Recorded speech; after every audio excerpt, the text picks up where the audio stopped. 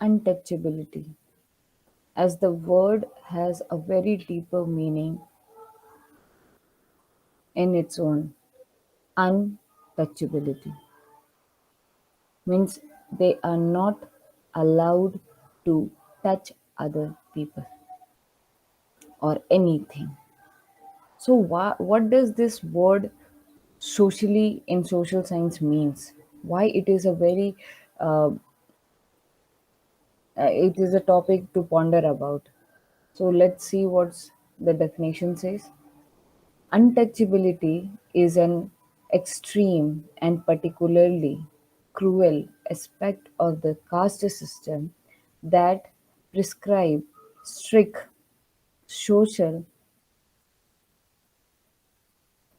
sanctions against member of castes located at the bottom of the purity pollution scale.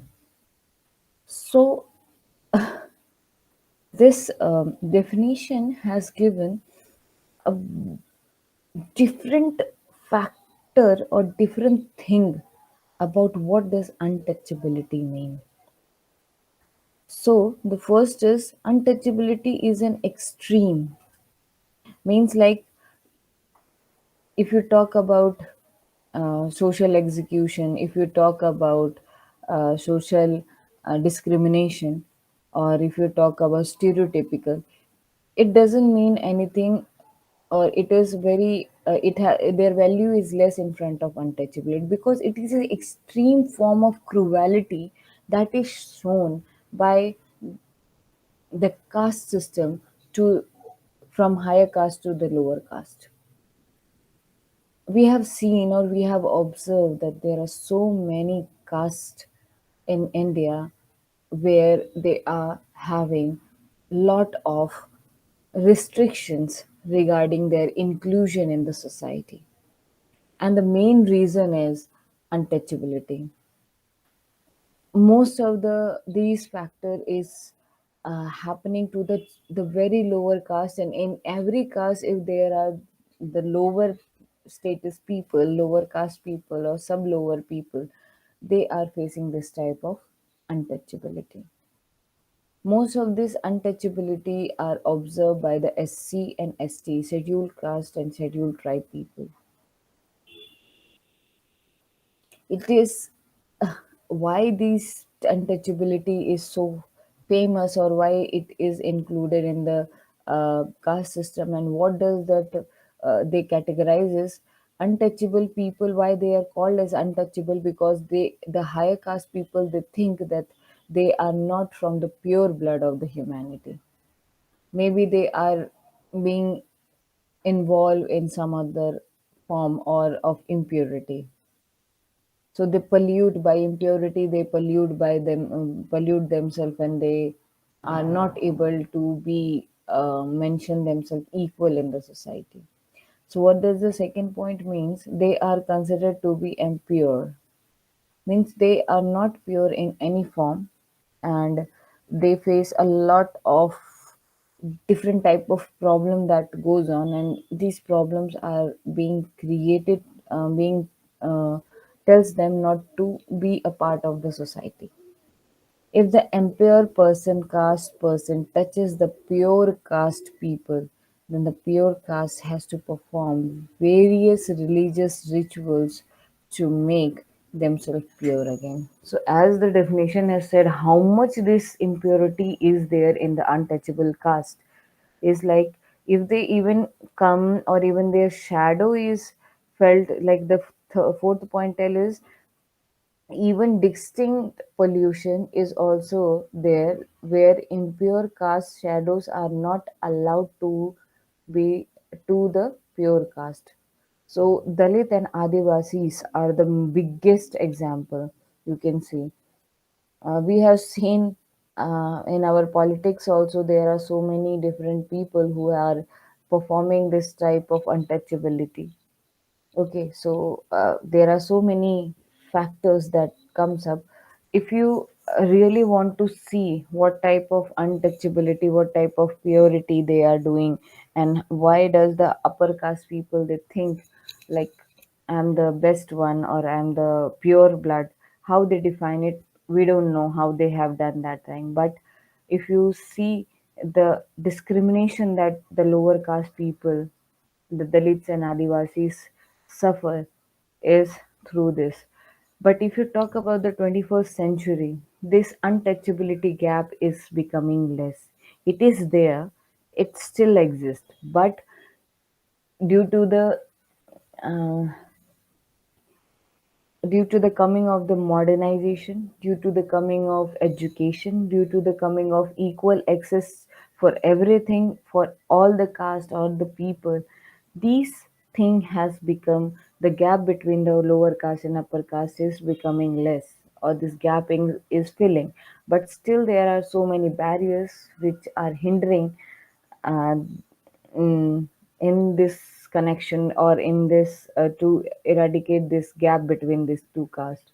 Still, people in some or the other way they point out that you belong to this thing and we can't have a interaction, we can't have a like talk to even talking to you, or we can't be accept the condition of the other caste and tell them like, okay, whatever it is, now I'm up of this thing.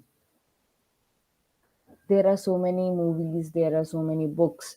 If you see, there are so differences being done in the society, and that society, that thing is being pointed out and pulling the people backward from being developed. That's why maybe our country is not developing through some of the factors.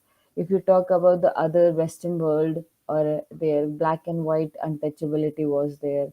If you see in some southeastern area, the Buddhism and the other people, they have some type of untouchability. But that thing was in earlier days, but now it is. If you see in other there are so many forms of untouchability, but the major is about the caste system. If you talk about in India, then what does OBC means? The other backward communities. So OBCs are large group of castes that were of lower status and were also subjected to varying in the level of discrimination short of untouchability. So the other backward communities that were a large part of caste who were belonging to the lower state and were also subjected to varying in the level of discrimination. So they were also having different kind of discrimination, but it was somewhat we can say like untouchability was also there existing in this discrimination. And untouchability was a, we can say, one of the factor for the discrimination, because as untouchability has already defined like what does the lower caste people status was there in the caste system. So untouchability came to them. So if you talk about other backward communities, they seriously by default they are facing this problem. Constitution of India has recognized the possibility that they may be grouped other than SC and ST who suffer social disadvantages. So even the our government has also, the constitution has also seen like jurisdiction, we can say, they have also seen like uh, other than STSC, there are still in them also there are some of the castes which are left behind, and these people are being um, are not allowed, or they are being hindered, or they are being hidden for to access the community um, community facilities. These groups, which need not to be based on caste alone, but generally are identified by the caste-wise description as the socially and educationally backward classes. So these mainly they are not discriminated, or they are not being characterized as OBC on the basis of caste, but there are some other descriptions also, like they are socially not up, to the society, so that's why they belong to backward community. And educationally, if they are not educated enough, or by having education of some sort of uh, confidence, they are not there. If that thing is not there, then also they belongs to this OBC. They are definitely defined negatively, as they are neither part of the forward caste at the upper end, nor of the situation as Dalit at the lower end. So somehow they don't fit in the category of caste system that is sharply divided by the society. Okay, so how we this thing can be seen is, they are not the higher caste and not equal to the higher caste also, and they are not lower. They are lower but not as lower as the Dalit. So they, uh, what we can say, they stand in between of somewhere else, somewhere between the higher and the lower end. And that, and maybe they are not getting the advantages of the society facilities, so that's why they made a other community that becomes a OBC.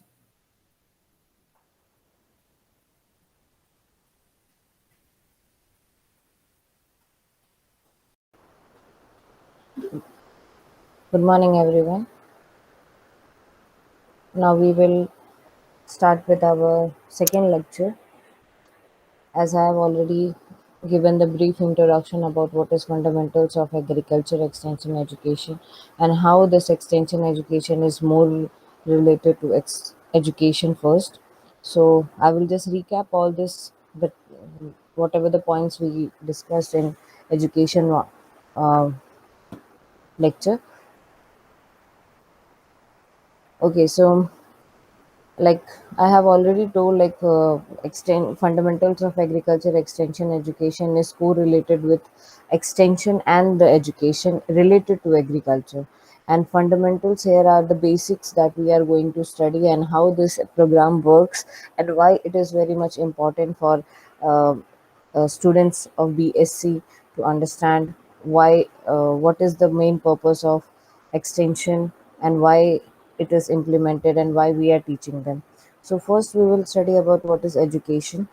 So if we go on to the education thing, like I have already told before in the previous lecture, like education is what brings a desirable change in three major factors. That is, first one is knowledge, that is things we know, whatever the existing knowledge that we have, and how this existing knowledge can be modified, or how much it is uh, possible to improve the uh, current situation, and how the ancient, or we can say the previous knowledge, is going to improve the particular situation going on.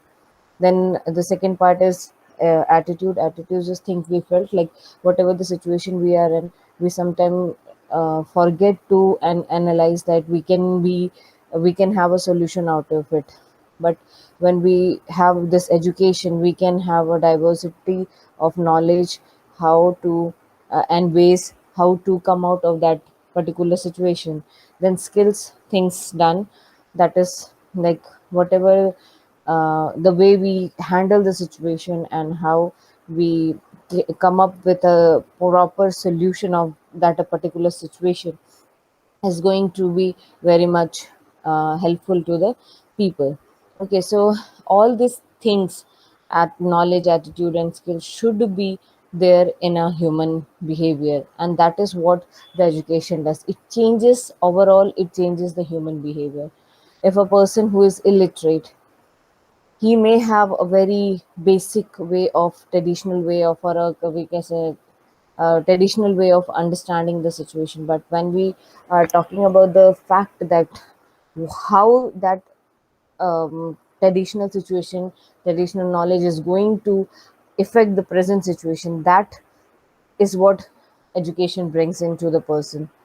Okay, so we cannot say that education is a part and extension is the another part. The education is the integral, means it is there, almost present in every extension thing, whether it is extension of agriculture, whether it is extension of any medical area, whether this is education of any um, anything. You can take any of the fields of education, and the basics concept of extension is education. Okay, so we cannot say like education and extension are totally different things, two different parts. So we have to always have in mind, keep in mind that education is the basic concept of extension. If there is no education, we can't carry out the extension.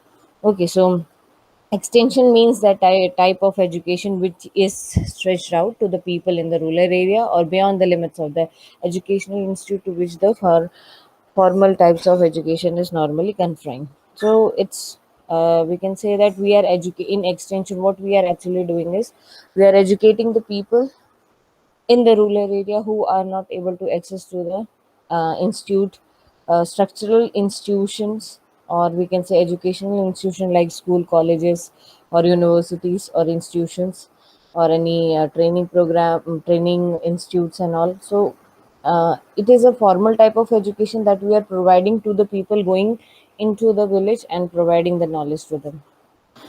Then what is the type of education that we are having? The first one is informal education. Informal education is like a type of a long life process by which every person acquires a knowledge, skills, attitude, and insight from a daily experience. So, informal education is directly related to the daily experience that we does. Like um, we, it is said, it's a very famous saying from our ancestors that. Old people or grandparents, that whatever you learn is not all the bookish language. So here daily experience also gives a very different frame as we see in the book. Like don't say lie, it's a very basic thing that we learn in the book, but sometime in real life it's good that we are not lying to something, but situation arises when we have to lie, but we have to manipulate in such a way that the person doesn't get affected by the lie that we are saying. So same thing is what our daily experience is teaching us, and what we are learning in a formal education or in the book is knowledge. So it's exposure of everyday thing. It is environment, whatever environment we are getting at home, whatever environment we are getting at work, wherever we are employed, and at place here is particularly is like we are going outside to meet the people, this community we are attending, the functions we are attending, so we learn from them also. Okay, so this is the what all about informal education. What is non-formal education? So the second part is about non-formal education. So non-formal education is carried outside the institution. Institution here is a proper structure or a building in which people comes from outside, they pay for the education they get, and then they work on upon the projects or something that is given or according to the requirement of the curriculum or the syllabus. But non-formal education is whatever we are learning, we have to stretch that thing out, that knowledge out to the farmers. So mainly it is known as a adult education that we have heard about. So many non-formal education that goes on, mainly like night schools that goes on, or some like street education, then evening schools, and also adult education is there, vocational trainings are there, vocational educations are there for the people. Then extension education is there, like we are just on a particular topic, we are going to the people and teaching them and giving them our experience of what we have felt and what they do and how they are going to comprise both of the thing together and come up with the solutions. And also we directly if we in our daily life we want to understand what is non-formal education, it is directly as a adult education. Okay, so adult education, like they do, most of the adults are what we categorize as adult is from more than 20 to like 40 or 50 years. So these people, maybe they don't have to they didn't have any primary school or secondary schools. They don't know how to write their names and even read and write the basic things. So adult education here is main concept of what we call as non-formal education, because the people they go, they teach by voluntary, and they at least make them aware of whatever the things are going on. Okay, so then the third part is formal education that we are in. We have to follow a particular protocol. We have to have a rule books. We have a particular syllabus. We have some authorization, accreditations, and also that gives um, that is what makes a formal education. And there is a particular building in which we have to pay money, and we have to come and educate ourselves. We get degrees that satisfy certify us that we are educated in a particular field or particular thing. Okay, then we will move on to second part of this basic subject, that is extension education. So here, extension is derived from a Latin word which means ex. Ex means out, and tentio means stretching. So it is a stretching out education that we provide to the people. So this term was first originated in US in 1914, and which means a branch of a university for students who cannot attend the university properly. Okay, so it's directly we can say like it is outstretched, it is not in the formal education format. Okay, it is outside the formal education format. Okay, so we can also say that in other words, extension signifies an out of a school system of education. Okay, so as I have already told, like education is an integral part of extension. It is a basic concept of education, and extension means that um, there shouldn't be any uh, it is not performed in a formal institute. So where it is actually performed, so extension is performed among the rural areas, in the rural families of in the rural areas with the rural people, so that we can understand like whatever they are lacking behind, we can improve that thing. Okay, so like different scientists, different theologists have told different they came up with a different concept of what extension education is. So like Paul has already is saying that it is derived from a physical, biological, and social science, and it is and in its own process synthesized into a body of knowledge, concept, principle, and procedure. So here it's they always says that extension is not applying to only a particular field of science or a particular field of what we can say, uh,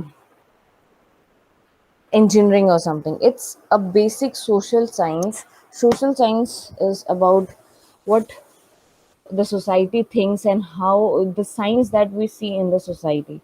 So it's a physical what here means is like when we interact with the people, what our behavior is, how we have to change the behavior, how we have to there is a difference between educated person behavior and a uneducated person behavior, or the old people, the young generation. So it's a physically way, means like our bodily how we are interacting with the people.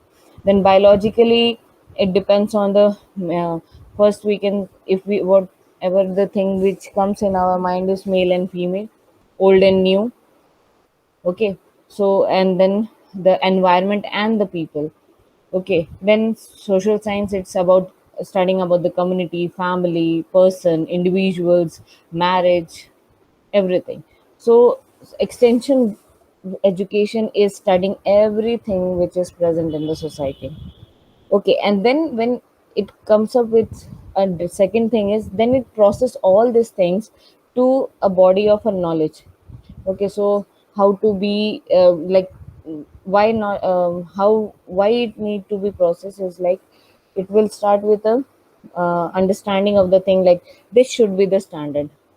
Why? Because they have seen that this process, this particular behavior is very good, and it is very soothing to the eyes. Mentally satisfaction is there, physically satisfaction is there, then there is environmental satisfaction is there.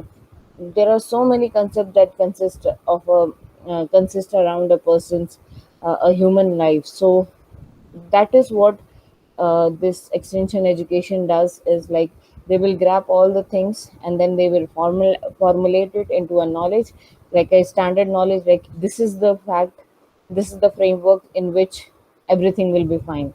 Then concept is like making a particular way, like this is happening, that's why this is happening. If it is not there, then this won't happen. So these are the pros and cons, we can say.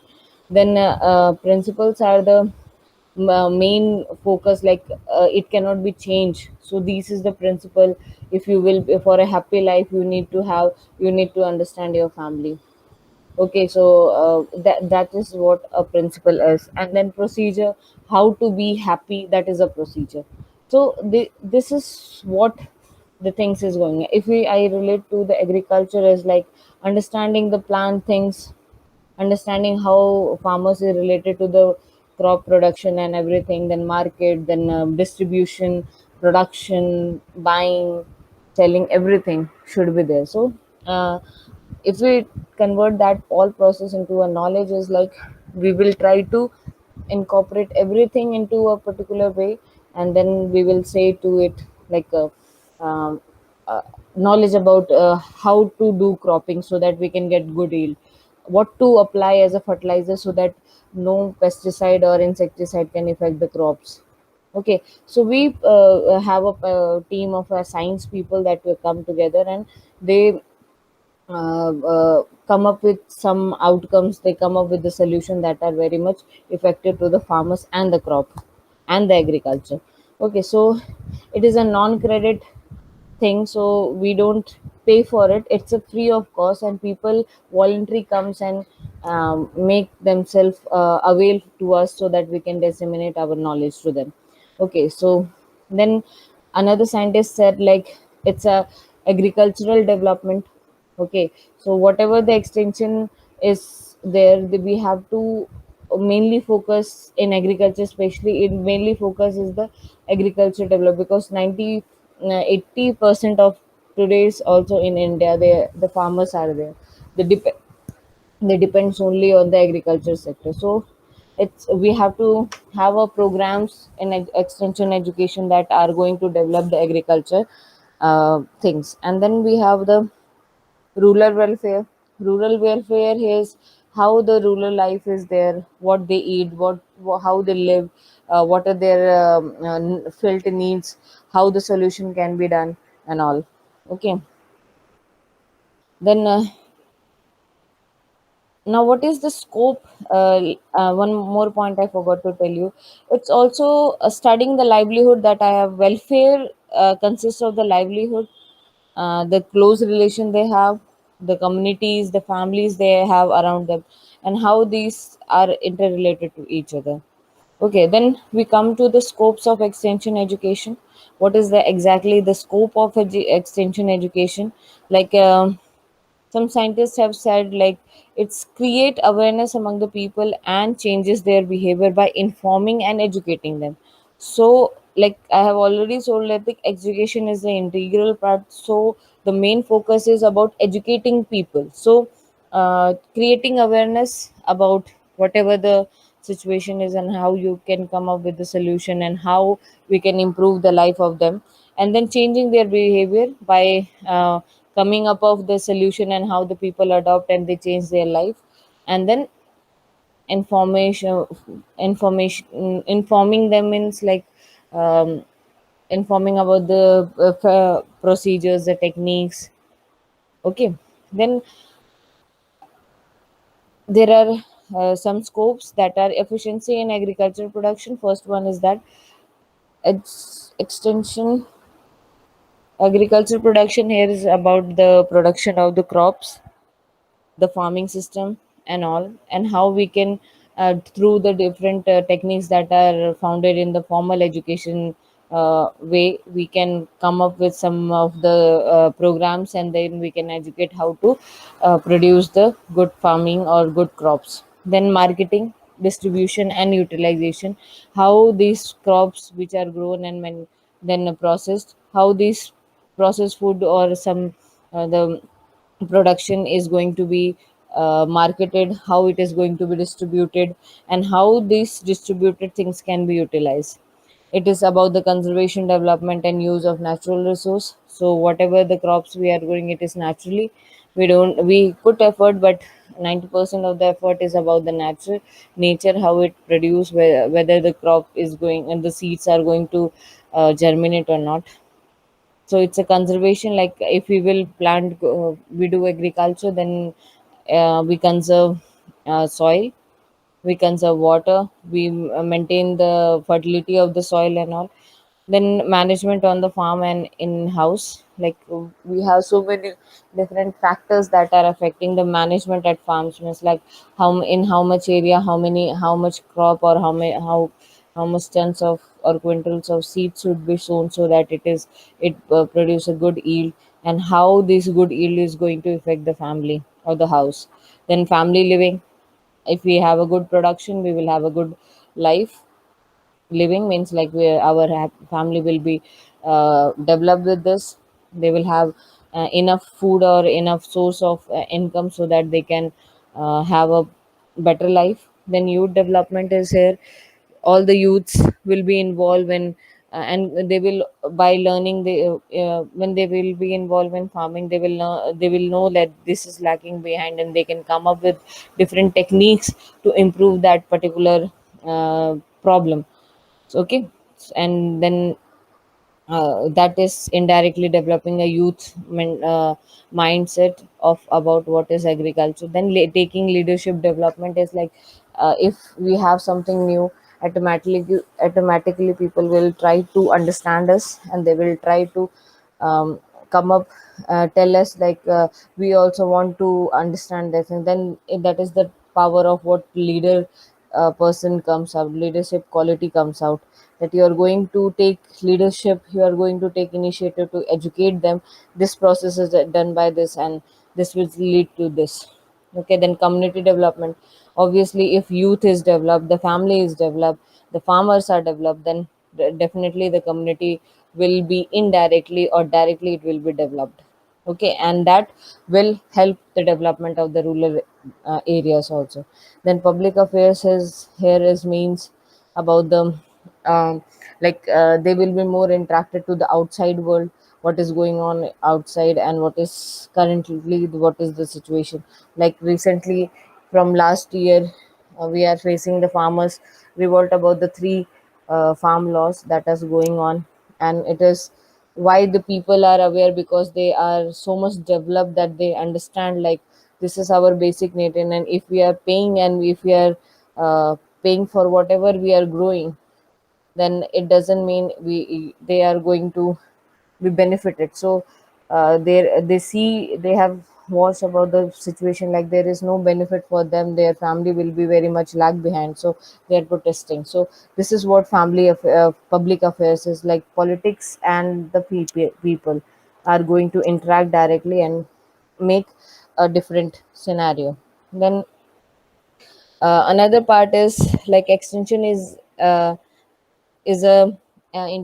integral part of agriculture and rural development program in India.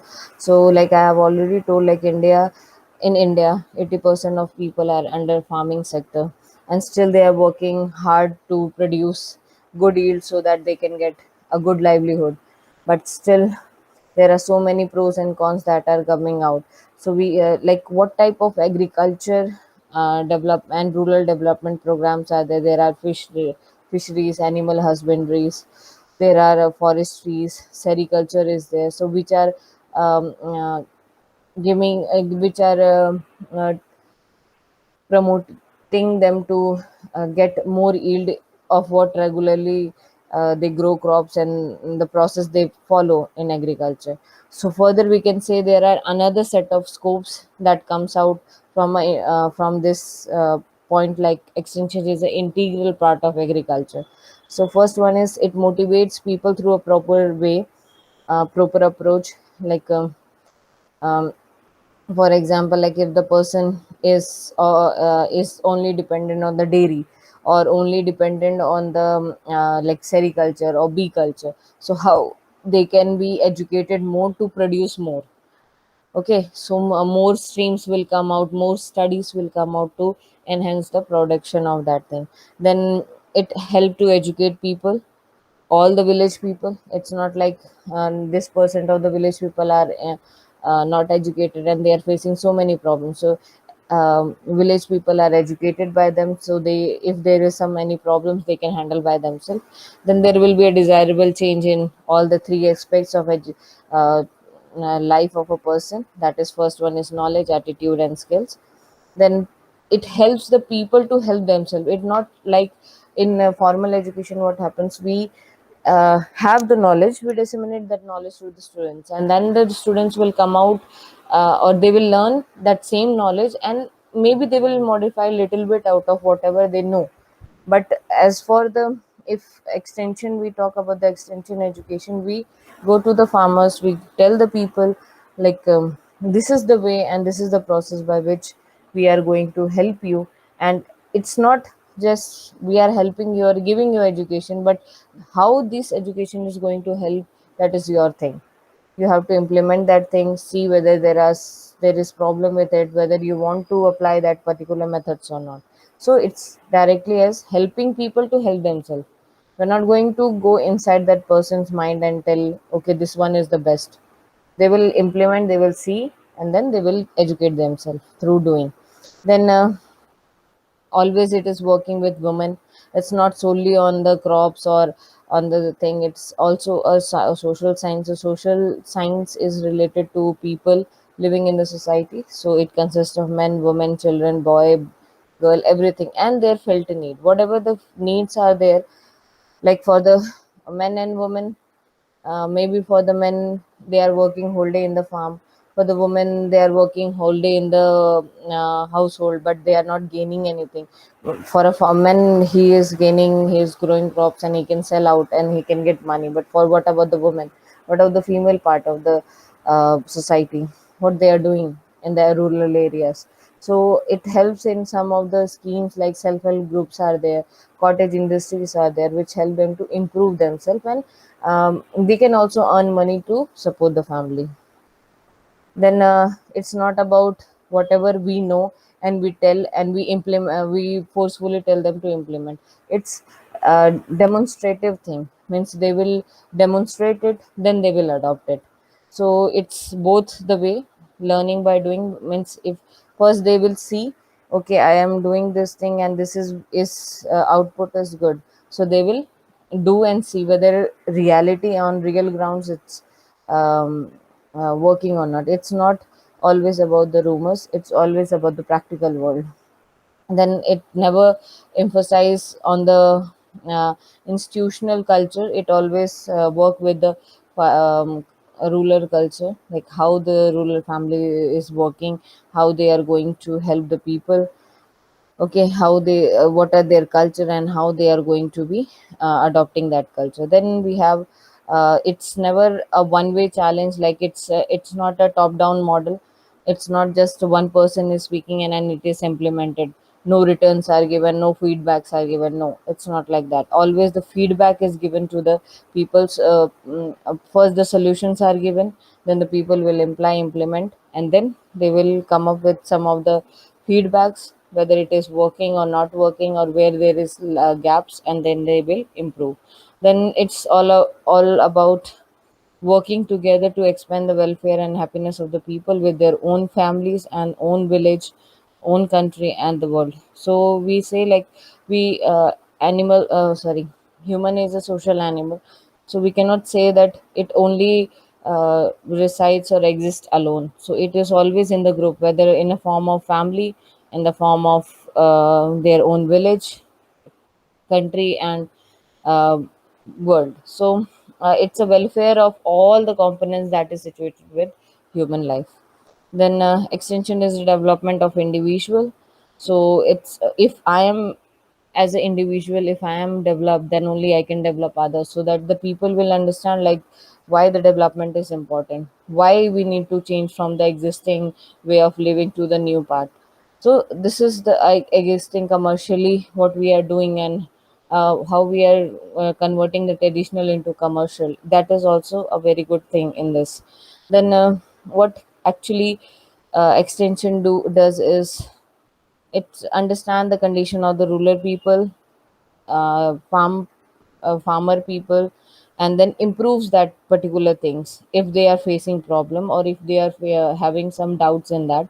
And also mainly for the production, good production, so that they can have a good livelihood. So it also it filled up the gap between what is the actual situation and what ought to be the desirable situation. Okay, so like I have said, like in formal education we get a particular procedure or a particular principle on which we work, but on ground it is very sometimes it is totally different on whatever we have learned in the formal education. So extension education teaches us what the theoretical and what is the difference between the theoretical and the practical knowledge. Okay, so and then it also uh, filled up the gaps between the technology and the traditional knowledge, and then it come together and formulate a particular behavior that help that particular situation or particular approach that will um, improve the behavior of the people to adopt the new technologies. Like before we used to have this grinding machine that women used to sing, and they used to make flour out of the wheats.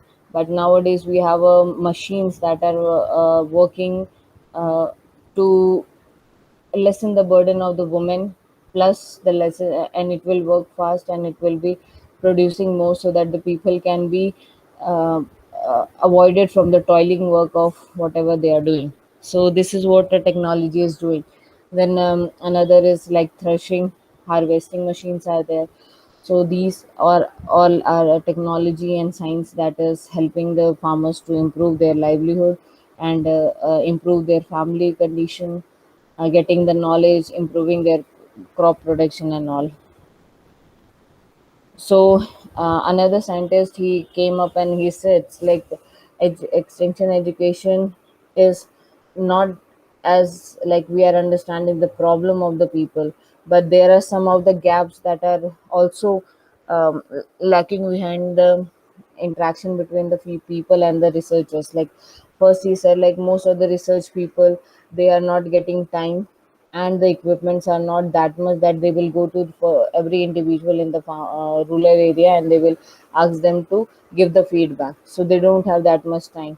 And even the farmers are also not that much with the time, free in time, and it is very difficult for them to go to the nearby training centers to attain the first hand information, like how to do farming, how to do mushroom cultivation, how to go for fisheries, where veterinaries, animal husbandries and all.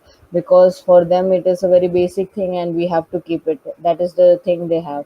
So it's very difficult for them to invest that much time for that thing, because they are not educated first of all. Second, they are not aware that these types of programs are going on which are going to affect them. Then uh, to fill there is a gap between the researcher and the rural people, so rural life. So this extension agencies, they come up with, like NGOs are there that are working with the people, and they come up to like close this gap of research and the people, and these are called as extension agencies. And extension workers are the employees here which help them to give the knowledge whatever they have understood. So this is all for today.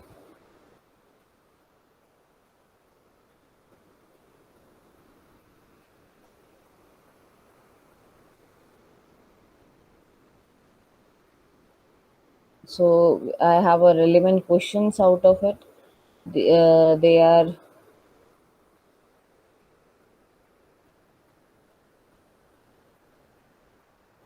First one is, what does the EX in the extension stand for? It's about inward education, it's beyond education, out education, or anything. Then we have this, what does tenuous word mean for that? Then how many types of educations are there? These are the questions that are given, and these are the questions on scopes, that how to understand people what they have learned till so far.